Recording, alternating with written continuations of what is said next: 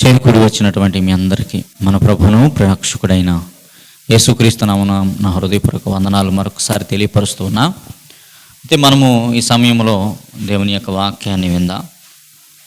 పోయిన వారం మనం ఆ వాక్యాన్ని చెప్పుకున్నాం కదా. ఏం వాక్యం చెప్పుకున్నాం ఎవరికైనా గుర్తుందా? దేని గురించి చెప్పుకున్నాం? ఏ వాక్యం చెప్పుకున్నాం గుర్తుందా ఎవరికైనా?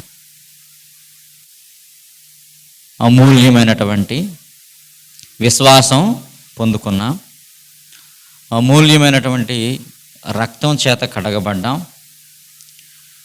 భూమి మీద విలువైనది అనుకున్నది మనుషులు, కానీ విలువైనది వెల చెల్లించలేనటువంటిది దేవుడు మనకు అనుగ్రహించాడని, అమూల్యమైన క్రీస్తును కనుగొన్నామన్న విషయాన్ని మనము ధ్యానం చేశాం. అయితే ఈ వారం కొన్ని ముఖ్యమైన సంగతులు. మనిషి ఎప్పుడు కూడా చెప్పింది చేయరు కదా, ఏమండి? మనం కూడా ఏదైనా చెప్పినది చెయ్యం, వద్దన్న దాని మీదకే పెడతా ఉంటాం ఎక్కువగా, ఏమండి? వద్దన్న దాన్ని చేస్తూ ఉంటాం. అదే యేసు ప్రభు అంటున్నాడు. ఏమంటున్నాడో చూద్దాం.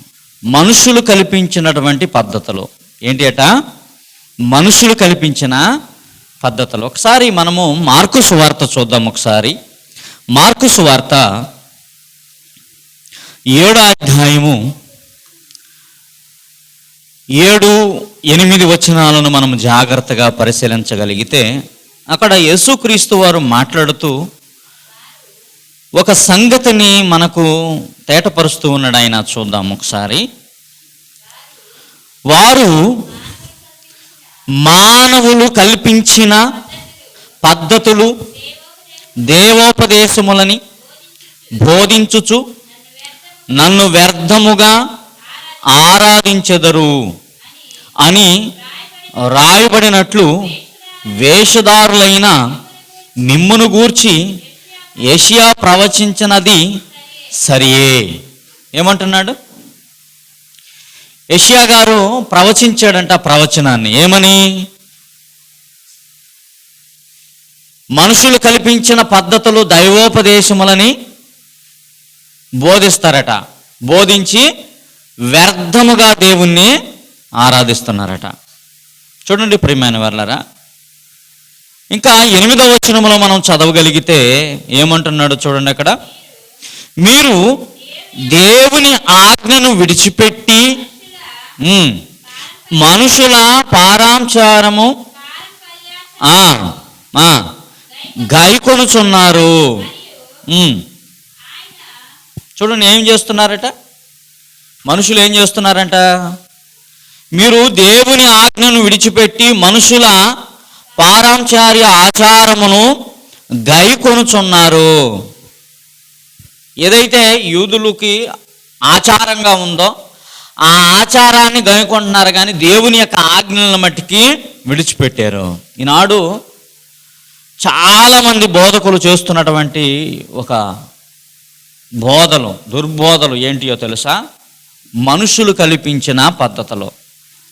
ఏం విడిచిపెట్టారంట వీరు? దేవుని ఆజ్ఞను విడిచిపెట్టి.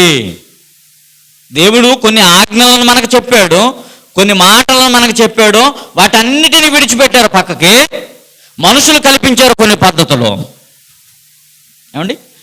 కొన్ని పద్ధతులు మనుషులు కల్పించి ఆ పద్ధతులను ఎలాగ బోధిస్తున్నారట? దైవోపదేశాలు, ఇవి దేవుడే మీకు బోధించాడు, దేవుడే చెప్పాడు, నేను కాదు చెబుతుంది. ఏమని చెబుతారట? నేను కాదు చెప్పింది, ఇది దేవుడు చెబుతున్నాడు మాట. మీరు దేవుని మాట వింటారా లేదా? ఎవరి మాట వింటారు మీరు? నేను చెప్తున్నాను అనుకుంటున్నారా? కాదండి, ఇది దేవుడు చెబుతున్నాడు మాట, మీరు వింటారా లేదా అని చెప్తున్నారట. ఏమండి చూడండి, ఈనాడు బోధ విషయము ఎలాగ మారిపోయిందంటే మనుషులు కల్పించిన పద్ధతులేమో దైవోపదేశాలని బోధిస్తున్నారట, దేవుని ఆజ్ఞలేమో విడిచిపెట్టారట. యేసు ప్రభు 2000 సంవత్సరాల క్రితమే చెప్పాడండి. యేసు ప్రభు ఎప్పుడు చెప్పాడో తెలుసా? 2000 సంవత్సరాల క్రితమే ఈ మాటను చెప్పాడు. ఏమండి ఆ 2000 సంవత్సరాల తరువాత ఏం జరిగింది? ఇంకా మార్పులు వచ్చినవి, ఇంకా మార్పులు వచ్చినవి.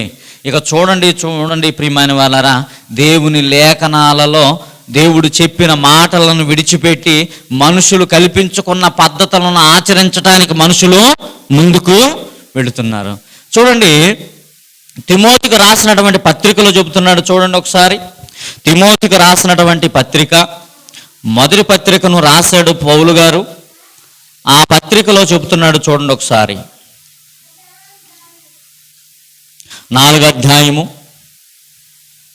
మొదటి పత్రిక 4వ అధ్యాయము 2వ వచనము నుంచి చూద్దాం.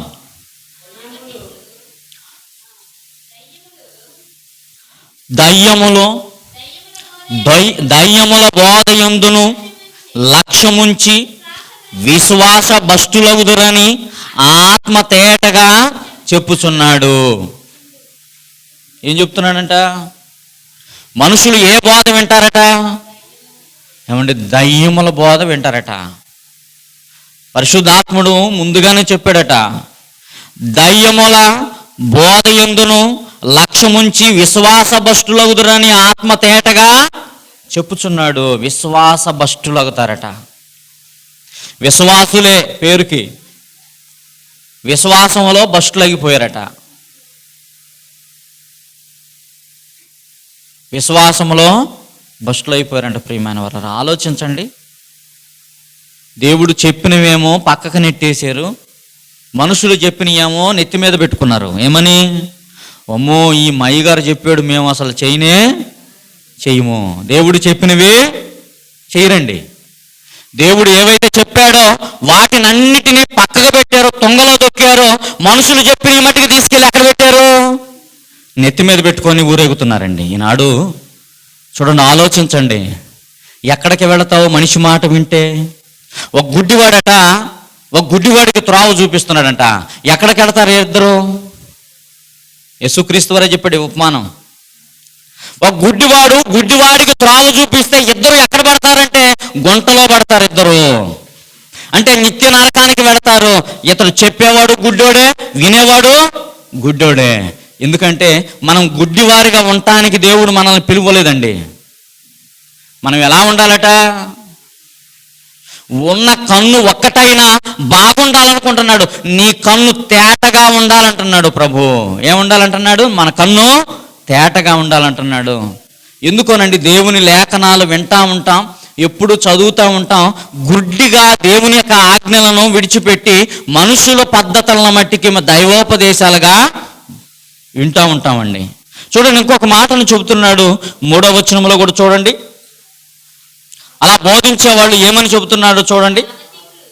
ఆ అబద్ధికులు వాత వేయబడిన మనసాక్షి గలవారై వివాహము నిషేధించుచు సత్య విషయమై అనుజ్ఞానము గల విశ్వాసులో కృతజ్ఞతాస్తుతులు చెల్లించి పుచ్చుకొని నిమిత్తము దేవుడు సృజించిన ఆహార వస్తువులను కొన్నిటిని తినుట మానవలెనని చెప్పుచుందురట. ఏం చేస్తారట? వివాహం నిషేధిస్తారట. ఈ మధ్యకాలంలో మన పల్లెలోనే ఒక ఎవరి బిడ్డ వివాహం వద్దట అందట. వివాహం వద్దు, నేను ఇలాగనే ప్రభు పరిచర్యలో కొనసాగుతాను. దేవుడు చెప్పాడు వివాహం చేసుకోవద్దని. ఎక్కడన్నా పౌలు గారు అన్నాడు, నా వలన ఉండుట మంచిదే, మేలే, ఇబ్బంది లేదు. జాగ్రత్తం జరుగుతున్నందున వివాహం చేసుకునటం మంచిది. నరుడు ఒంటరిగా ఉండుట మంచిది కాదన్నాడు దేవుడు ఆది యందే. వివాహ వ్యవస్థను పెట్టింది ఎవరు? దేవుడు. కొంతమంది ఏం చేశారట?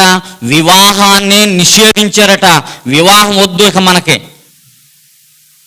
దేవుడు ఏం చెప్పాడు? మీరు భూమిని నిందించండి, భూమిని లోపరుచుకోండి. సముద్రములోని చేపలు, ఆకాశ పక్షులు, భూమి మీద ఉన్న ప్రతి దాని మీద అధికారం కలిగి ఉండండి, వాటిని లోపరుచుకోండి, స్వతంత్రించుకోండి అని చెప్పాడు దేవుడు. వివాహం చేసుకోవద్దని చెప్పాడు ఎక్కడన్నా? కొంతమంది ఏం చేస్తారని వివాహం మనకి వద్దు, వివాహం లేకపోతే ఏంటట వివాహం లేకపోతే ఏంటి? అప్పులు చేయాల్సిన అవసరం లేదు, ఇబ్బంది పడాల్సిన అవసరం లేదు, ఒకరికాడ చేయాల్సిన అవసరం లేదు. ఏమండి, అసలు వాక్యం ఏం చెబుతుందో ఎవరికైనా ఏదైనా తెలుసా? ఏం చెబుతుందో? ఒకడు అధ్యక్ష పదవి, సంఘ కాపరిగా, పెద్దగా ఉండాలి అంటే వాడు పిల్లల గలవాడై ఉండాలట, ఏకపత్ని పురుషుడై ఉండాలట. ఏమండి, వాక్యాన్ని చెప్పటానికి, నిలబడటానికి వాడికి ఉన్న క్వాలిటీలండి, అతనికి ఉండవలసిన క్వాలిటీలు. వాడు నిందారహితుడు, మద్యపానకుడై ఉండక కదా, జగడమాడమని వాడు నిర్దోషై ఉండాలట. ఏమండి, ఇవన్నీ పోయినాయట. అసలు వివాహమే చేసుకోకపోతే ఈ బాధలన్నీ ఉండవు కదా. వివాహం చేసుకోకపోతే నీ తర్వాత దేవుని పనిని కొనసాగించేది ఎవరు? అంటే నువ్వు పరలోకానికి వెళ్ళిపోతావో, మిగతా వాళ్ళంతా ఆగిపోవాలా? దేవుడు అదే నా కోరుకుంది? లేదు ప్రియమైన వాళ్ళారా. కొంతమంది వాళ్ళు ఎలాంటి వారని బైబిల్ చెబుతుందంటే, వారు అబద్ధికులు. ఎలాంటి వారట వాళ్ళు? అబద్ధికులు. 3వ వచనంలో చదువుతున్నాం, వారు అబద్ధికులు. ఆ అబద్ధికులు వాత వేయబడిన మనస్సాక్షి గలవారై. ఏమండి, ఏం చేసుకున్నారంట వాళ్ళు? వాత వేసుకున్నారట. వాత అంటే మీకు తెలుసు కదండి. వాత అంటే తెలుసు కదా మీకు అందరికీ, తల్లులకు చాలా మందికి తెలుసు అండి వాత అంటే. తెలీదా మీ అందరికీ వాత అంటే ఏందో తెలుసా? ఏంటి వాత అంటే? గుర్తుండాలి, రెండోసారి పని చేయకుండా గుర్తుండాలి. బైబిల్ ఎంత బాగుందో చూడండి ప్రియమైన వాళ్ళారా. పిల్లలకు ఈ పని మరలా చేయకుండా ఏం చేస్తామంటే, మూతి మీదో, చేతి మీదో, కాలు మీదో, చెయ్యి మీద ఏం చేస్తాం? వాత వేస్తామంటండి. వాత వేస్తే వాళ్ళు రెండోసారి ఆ పని చేయటానికి వచ్చినప్పుడు వాత చూసి చేయకుండా ఉంటారని. ఇది మంచిదే ప్రియమైన వాళ్ళరా. కానీ అబద్ధికులు ఏం చేస్తున్నారట? వాత వేసుకున్నారట. ఏమని? ఇక వివాహం మనం చేసుకోకూడదు, ఇంకా దేవునికి పిల్లలు అక్కర్లేదు. ఇదా నా చెప్తుంది? ఏమండి, కోట్ల రూపాయలు ఒక మనిషికి ఉన్నా, ఏమండి ఏమని అడుగుతారో తెలుసా? నీకు ఎన్ని కోట్లు ఉన్నాయని అడుగుతారా? ఏమండి, మీకు పిల్లలు పెళ్ళయిందా అని అడుగుతారు. అంతేనా? పెళ్ళయిందా అని అడుగుతారు. ముందు వయసును చూసి పెళ్ళయిందని అడుగుతారు. పెళ్ళయిన తర్వాత ఏమైనా ఉద్యోగం చేస్తున్నావా, ఏంటి, పిల్లలు ఎంతమంది అని అడుగుతారు. అదో లేదా? లేదు, ఎంత కూడబెట్టావు, ఎంత సంపాదించావు, ఎక్కడెక్కడ చేస్తున్నావు అని అడుగుతారా? ఇవ్వడగరండి. వివాహం అయిందా, పిల్లలున్నారా, ఏంటి, వాళ్ళకి ఏమైనా సంపాదించావని తర్వాత అడుగుతారు. ఆలోచించండి ప్రియమైన వాళ్ళరా. దేవుడు చెప్పిన దానిని మనుషులు ఏం చేశారు?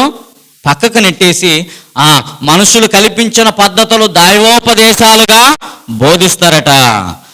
వాత వేయబడినటువంటి మనస్సాక్షి గలవారు వివాహమును నిషేధించుచు, సత్య విషయమై అనుభవ జ్ఞానము గల విశ్వాసులు కృతజ్ఞతాస్తుతులు చెల్లించి పుచ్చుకొన నిమిత్తము దేవుడు సృజించిన ఆహార వస్తువులను కొన్నిటి తినుట మానాలి.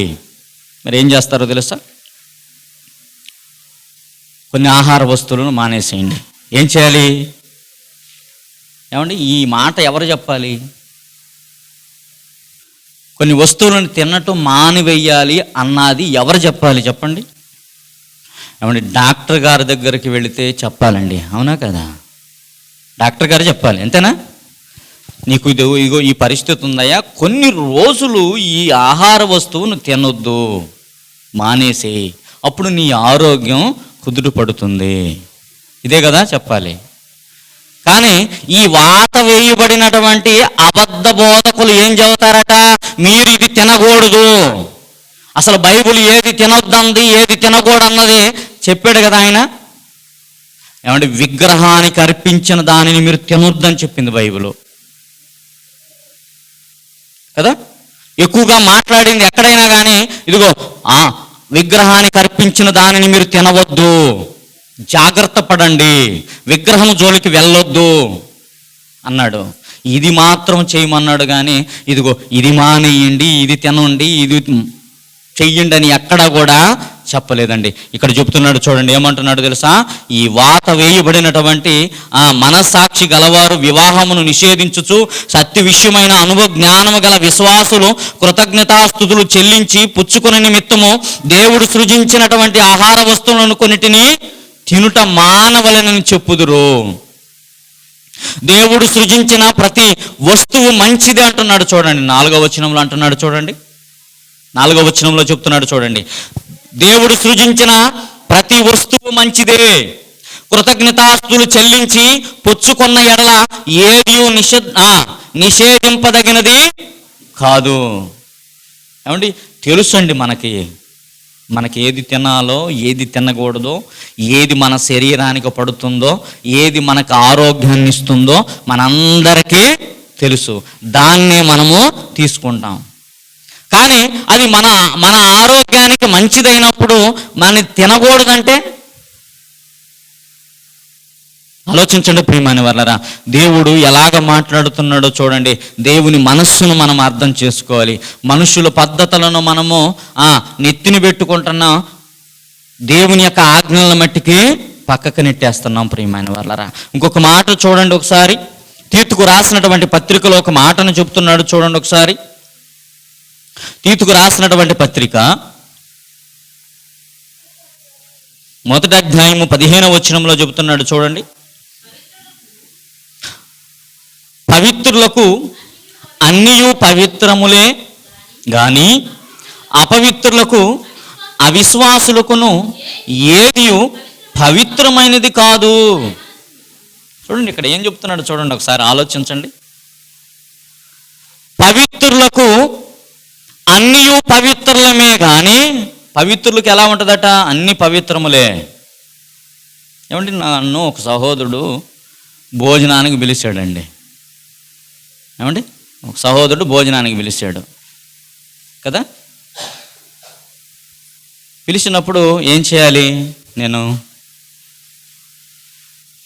ఏం చేయాలి చెప్పండి? ఏం చేయాలి?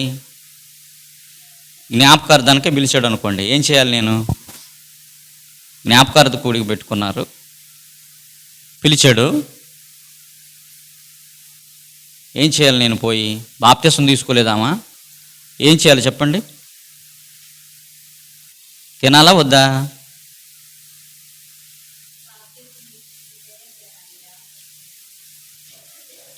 తినాలా వద్దా? మరి నన్ను పిలిచిన అబ్బాయి బాప్తిసం తీసుకున్నాడు, తినాలా వద్దా? మీరు చెప్పండి అమ్మా. తినాలా వద్దా? తినకూడదా? ఎలాగ తినకూడదు చెప్పండి? అందుకని ఇక్కడ చెప్తున్నాడు, ఏమంటున్నాడు తెలుసా? మీరు జాగ్రత్తగా చదవండి. పవిత్రులకు అన్నియు పవిత్రములే. ఆలోచించండి, పవిత్రులకు అన్ని పవిత్రములే. ఇంకా ఏమంటున్నాడు? కానీ అపవిత్రులకు అవిశ్వాసులకును ఏది పవిత్రమైనది కాదట.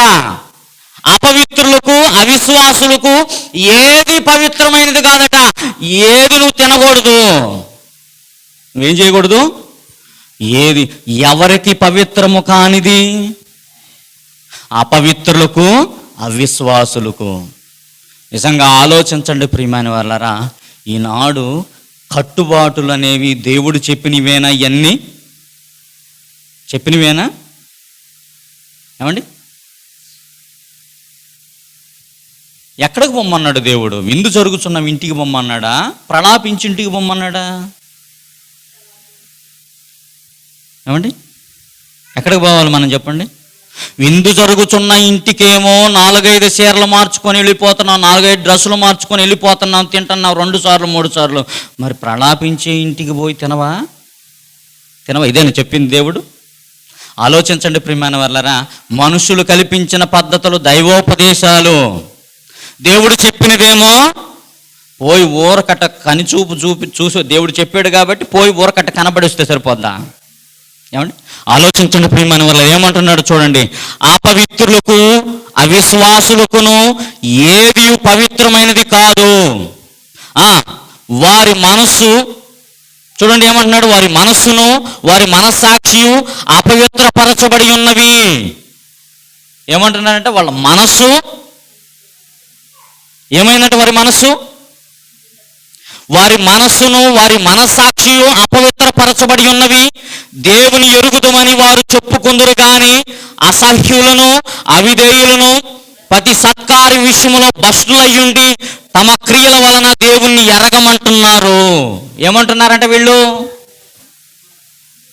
తమ క్రియల వలన ఏమంటున్నారంట వీళ్ళు? వాళ్ళు చెప్పట్లా మేము దేవుణ్ణి ఎరిగాం అంటున్నారు, కానీ వాళ్ళు చేసేటువంటి పనులు ఏవైతే ఉన్నాయో ఆ పనుల ద్వారా మేము ఎరగము అంటున్నారట.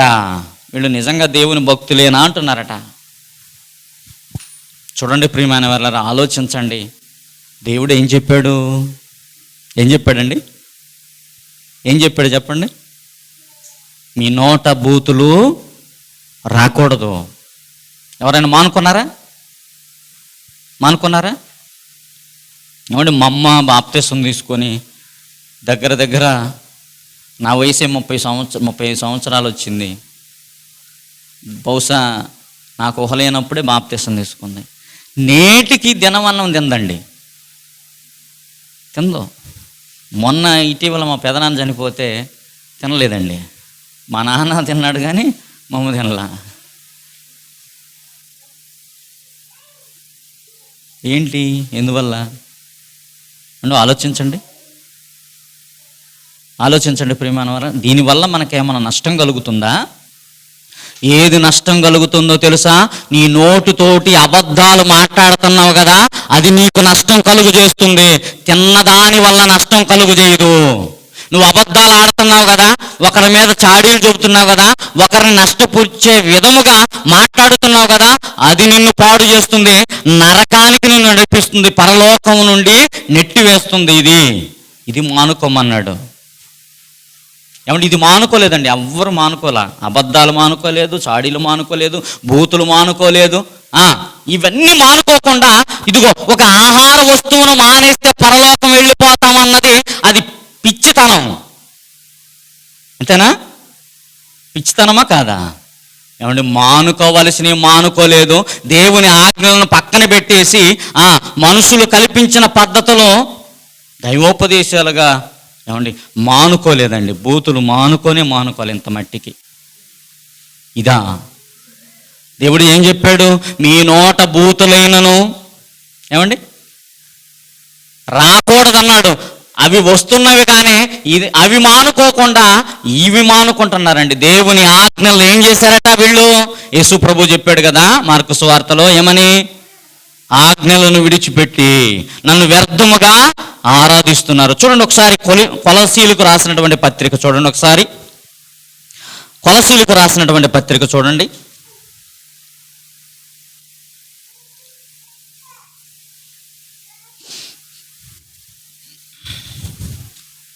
రెండో అధ్యాయము చూడండి ఒకసారి. కొలసీలకు రాసిన పత్రిక 2వ అధ్యాయం 20వ వచనం నుండి 22వ వచనం వరకు. మీరు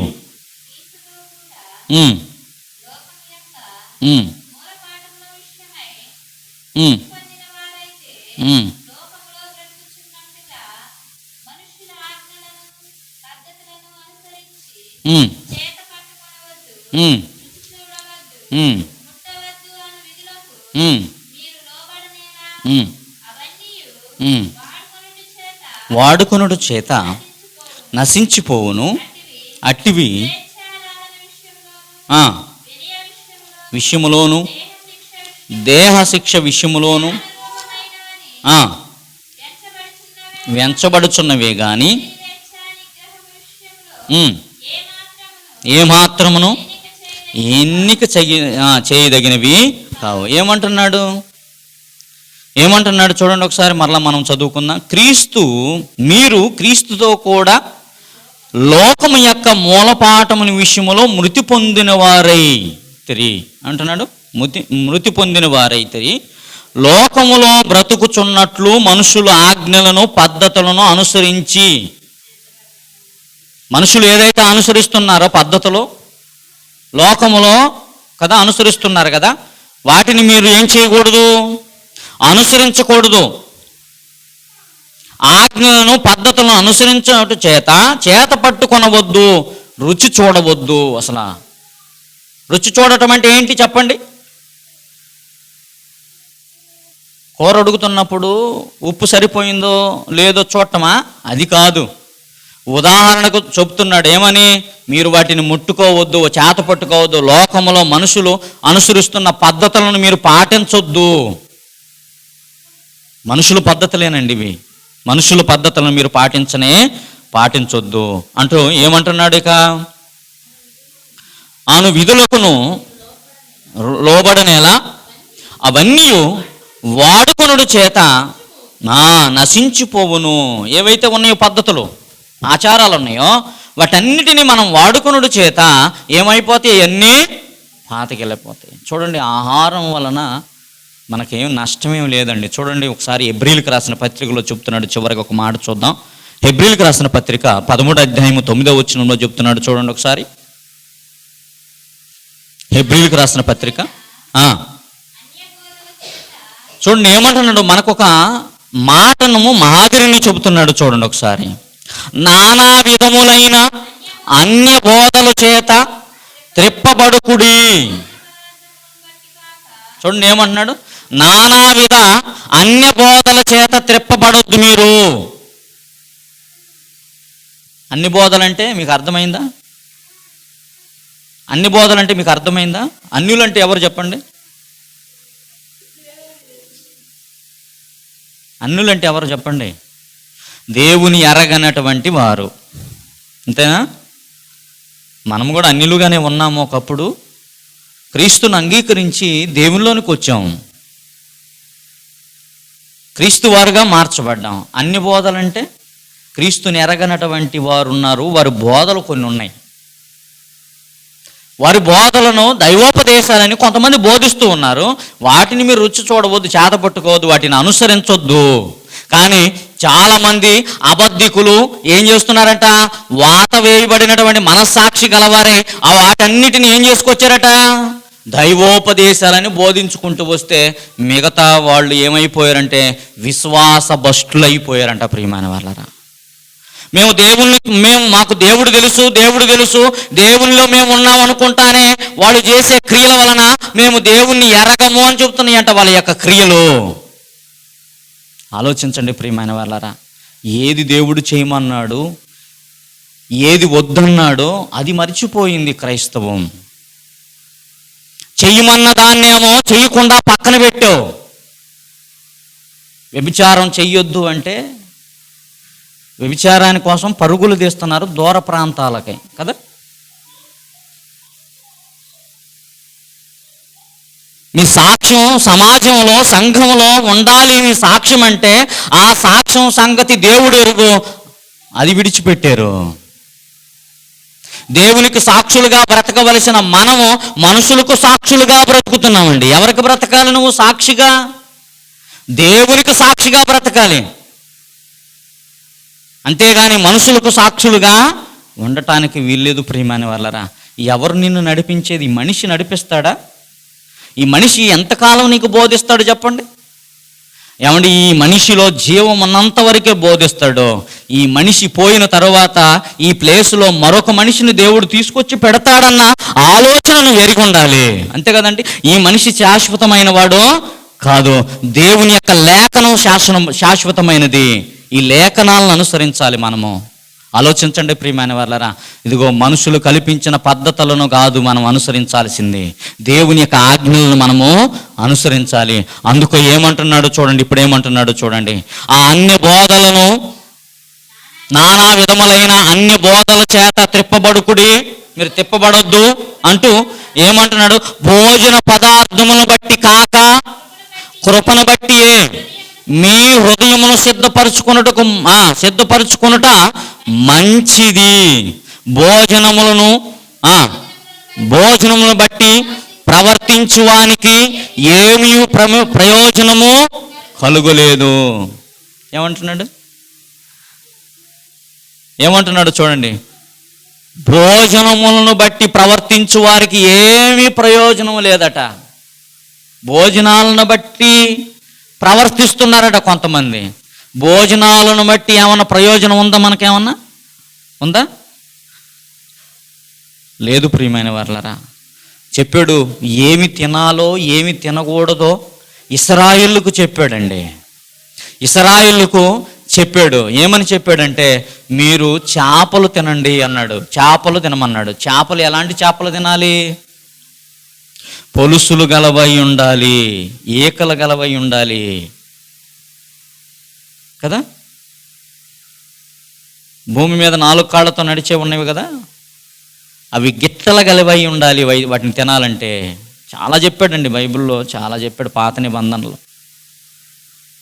మనిషి ఏం తినాలో ఏం తినకూడదో చెప్పాడండి, ఎన్ని చెప్పాడు కదా. బైబిల్ ఏం చెప్తుంది? నిన్ను ప్రేమించి ఆహ్వానించే వాని దగ్గరికి వెళ్ళి నువ్వేం తినమన్నాడు? నిన్ను ఆకుకూరలు తినుట మేలు. ఏమండి, ఏం కూరలు తినట మేలు? నిన్ను ప్రేమించి నిన్ను ఆహ్వానించిన వ్యక్తి వాడు భేదవాడైనా, పెట్టడానికి అతని దగ్గర ఏమి లేకపోయినా ఆకుకూరలతో తినరా అన్నాడు కదా. ఒకవేళ లోపల లెక్కలేసుకునేవాడు నీ దగ్గర నిన్ను భోజనానికి పిలిచి ఎద్దు మాంసం పెట్టినా నువ్వు తినొద్దు అన్నాడు. ఏమన్నాడు కదా? తినొద్దు అన్నాడు. ఆ మాంసం నువ్వు తినొద్దు, ఎందుకంటే అతడు నిన్ను పిలిచాడే కానీ లోపల లెక్కలేసుకున్నాడు. ఇతని దగ్గర పెట్టాం కదా, 500 రూపాయలు ఖర్చు పెట్టాం కదా, ఇతని కాడంత మనం లాగ్గలమా అని లెక్కలేసుకుంటాడట. అందుకని నువ్వు అతని దగ్గరికి వెళ్ళి ఆ మాంసం నువ్వు తినొద్దు. నిన్ను ప్రేమ గల చోట ఆకుకూరలతో తినిరా, చాలు, నీకు ఆరోగ్యం ఉంటుంది. ఇదండి దేవుడు చెప్పినటువంటిది. ఇవన్నీ విడిచిపెట్టాడు మనిషి. ఏం చేస్తున్నాడంటే మనుషులు కల్పించిన పద్ధతులు, దైవోపదేశాలని బోధిస్తూ మనుషులు కుటుంబాలను ఏం చేస్తున్నారట? పాడు చేస్తున్నారట. చూడండి, ఇంకొక మాటను మనం చివరిగా చూద్దాం. తిమోతికి రాసినటువంటి మొదటి పత్రిక 2వ అధ్యాయము 4వ వచనంలో ఒక మాట ఉంది, చూడండి ఒకసారి చివరిగా. ఆయన మనుషులందరూ రక్షణ పొంది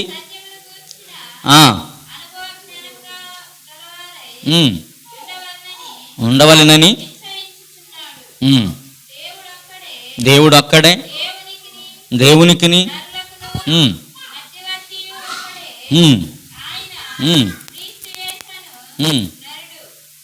ఇక్కడ చెప్తున్నాడు. ఏం చెప్తున్నాడు? మనం జాగ్రత్తగా ఆలోచించగలిగితే మనుషులందరూ ఏ అనుభవం కలిగి ఉండాలి?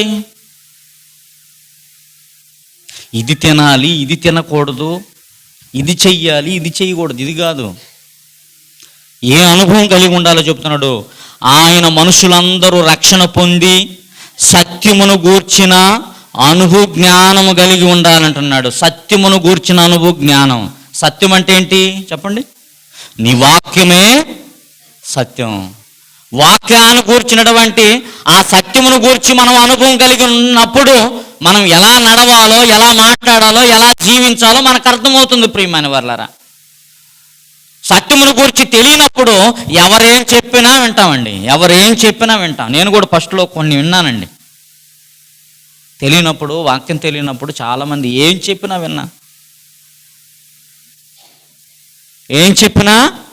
విన్నానండి. నాకు తెలియదు కొన్ని విషయాలలో. ఇప్పుడు మనము మన బంధువుల ఇంటికి వెళ్ళామనుకోండి, వాళ్ళు ఏం చేస్తారు చెప్పండి? బంధువుల ఇంటికి వెళ్ళాం, ఒక రోజు గడిచిన తర్వాత మనం వెళతా ఉంటే బయలుదేరి వస్తున్నాం అనుకోండి, ఏమంటారు వాళ్ళు చెప్పండి? సహజంగా ఉండకూడదు ఈ పూట అని అంటారు. అంతేనా? ఈ పూట ఉండి సాయంత్రం వెళ్ళకూడదా? లేకపోతే పొద్దుపోయింది కదా, రేపు పొద్దున వెళ్ళండి అని అంటారు. ఆ సహజంగా ఇదేగా జరిగేది. నాకు తెలియదండి ఇవన్నీ. వాళ్ళు వంటమంటున్నారు కనుక నేను ఉంటానన్నాను. ఆ తర్వాత మా నాన్న పక్కకి పిలిచాడు, మరా ఉంటానంటే ఉండు, వెళ్తానని బయలుదేరావు కదా, వెళ్ళిపో. ఇది కాదు నాన్న వండమని. నాకు తెలియదండి నిజంగా, వాస్తవానికి నాకు తెలీదు. వండమన్నారు కదా అని ఉన్నానంతే. ఆ పూట చూసాడు మా నాన్న, రెండవ పూట అన్నాడు, మరి వెళ్తానని నాకు వెళ్ళిపోయిక. నాకేం తెలుసు నాన్న వండమంటున్నారు కదా అంటే, వాళ్ళు అంతలాను బతిమలాడుతుంటే ఉండకపోతే బాధపడతారేమో. నేను ఈ రకంగా ఆలోచించాను, కానీ వాళ్ళు ఏదో పైకి నటిస్తున్నారని నాకేం తెలుసు.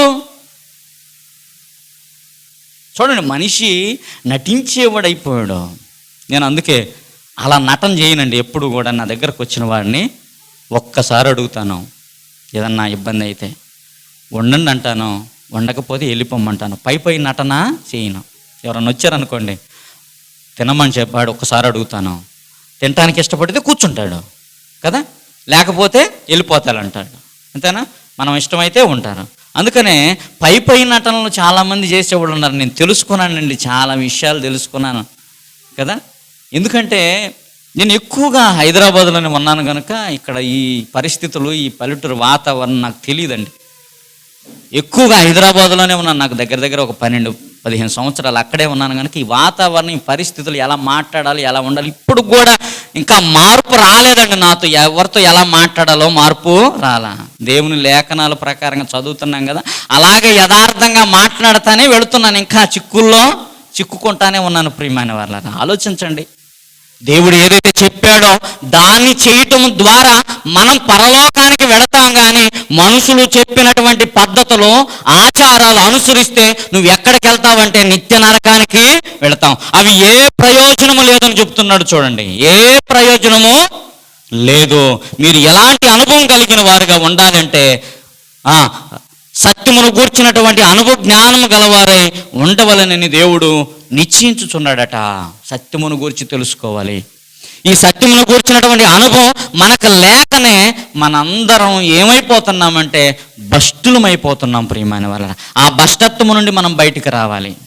సత్యం ఏంటో తెలుసుకోవాలి, దేవుని యొక్క ఆజ్ఞ ఏంటో తెలుసుకోవాలి. ఆ ఆజ్ఞలను విడిచిపెట్టకుండా వాటిని అనుసరించాలి. మనుషులు చెప్పినటువంటి వాటిని అనుసరించటం కాదని ప్రభు పేరట మనం చేస్తూ దేవుడి మాటలు దీవించును గాక. ప్రార్థన చేసుకుందాం. దేవ తండ్రి, ప్రభా, పరిశుద్ధుడ, మహాగణుడ, గొప్ప తండ్రి, ఆశ్చర్యకరుడ, ఆలోచనకర్త, వందనములు, స్తుతులు, స్తోత్రములు. ఇంతవరకు నాయన మమ్మల్ని నాయన నీ సన్నిధిలో నీ మాటలు వినటానికి సహాయం చేశారు. అందుని బట్టి వందనాలు, స్తుతులు చెల్లిస్తున్నాం తండ్రి. ప్రేమ కలిగిన దేవ, దయగలిగిన తండ్రి, ఆశ్చర్యకరుడు, ఆలోచనకర్త, స్తుతులు చెల్లిస్తున్నాం ప్రభా. భోజన పదార్థముల వలన ఏ ప్రయోజనము లేదు. మనుషులు కొన్ని పద్ధతులు ఆయన దైవోపదేశాలుగా బోధిస్తూ మనుషులను భ్రష్టులుగా మార్చుతూ ఉన్నారు. విశ్వాస భ్రష్టులైపోతా ఉన్నారు ప్రభా. ఎలాగ ప్రభా నా తండ్రి, వీటన్నిటి నుండి, దుర్బోధల నుండి తప్పించబడి సత్యమును గూర్చినటువంటి అనుభవ జ్ఞానము కలిగిన వారిగా ఉండటానికి నాయన నీ లేఖనాలు మాకు ఆధారము గనుక నాయన అట్టి సత్య లేఖనాలను అనుసరించి మేము నడవటానికి కృప చూపని, దయచూపమని ఇదిగో తండ్రి మనవులు మా ప్రభువును రక్షకుడైన యేసుక్రీస్తు వారి పేరట అడిగి వేడుకుంటూ మీకే స్తుతులు చెల్లిస్తూ ఉన్నాము తండ్రి. ఆమేన్, ఆమేన్.